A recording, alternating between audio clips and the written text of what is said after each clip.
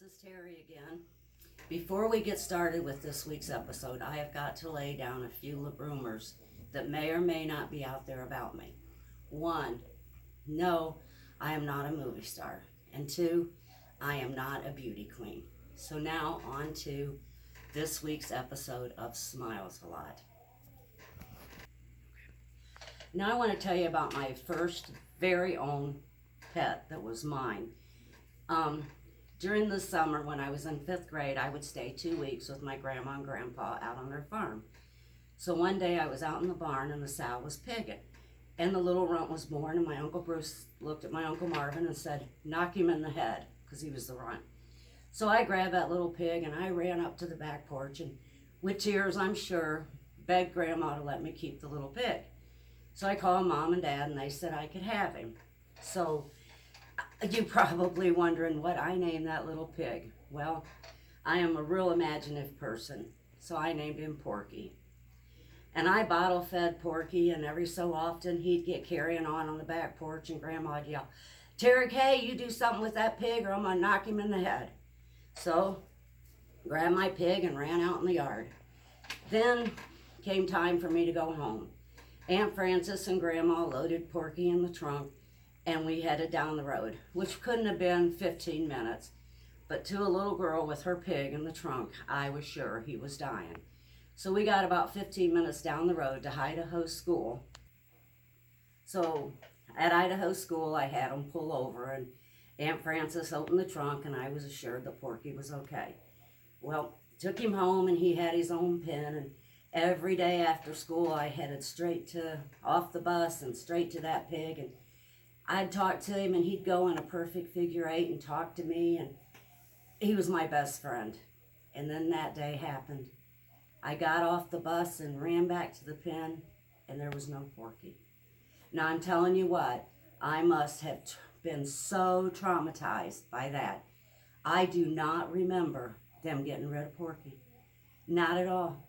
I was a full-grown woman one day, and Mom and I are sitting talking, and it came up about Porky, and I said, "Whatever happened to Porky?" She says, "Oh, well, your dad and I sold him to your Uncle Bruce." And didn't tell me how much. She said, "Oh," and he said it was the sweetest meat they ever had.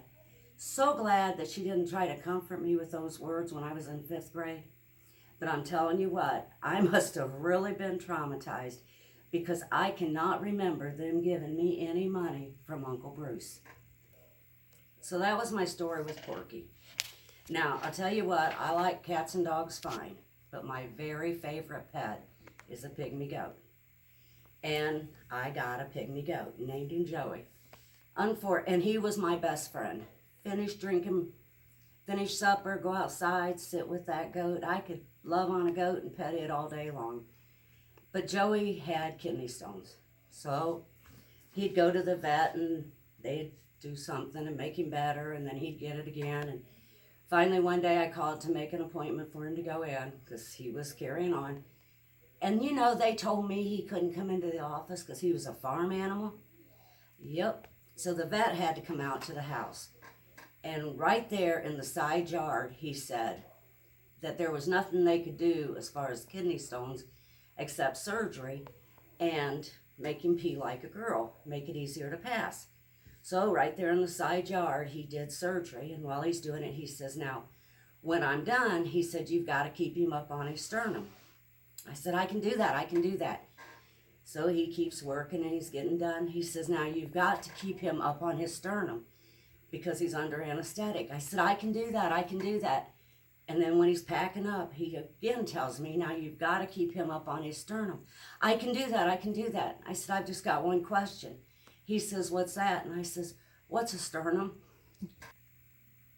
Well, unfortunately, the kidney stones got the best of Joey, and we had to have him put down. In an effort to replace that love I had for Joey, I went and got another pygmy goat. And the vet said, "Don't get it out of the same herd." Well, don't buy on impulse.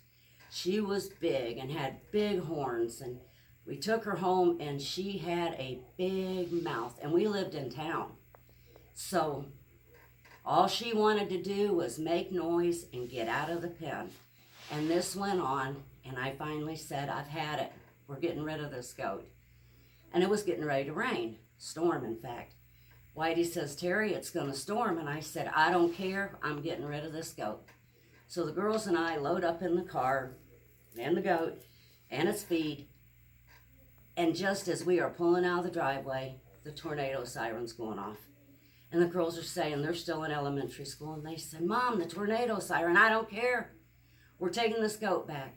And I'm not kidding. We are driving. You can see where there had been trees fall, leaves are blowing, rain is pouring down. The girls are crying, Mom, we're going to die. We're going to die. I said, I don't care. We're getting rid of this goat. And we took it 45-minute drive. And I'm not joking when I say it was storming all the way. And we got there and we got rid of the goat. And after a year or so, I did get me another goat, which I named Joette, which is my version of a female Joey name. And I got to have that love that I always wanted. Well, I hope you enjoyed my stories about a little bit of my life. And now we'll end with a joke. Now, if you're a blonde, please do not take offense. Here's the joke. This blonde and this redhead owned a ranch, and their bull died, and they had $500 to buy a new bull. So the blonde told the redhead, you go to town and you buy us the bull and send me a telegram and I'll know to bring the truck and the trailer. So the redhead went to town and she bought a bull for $499.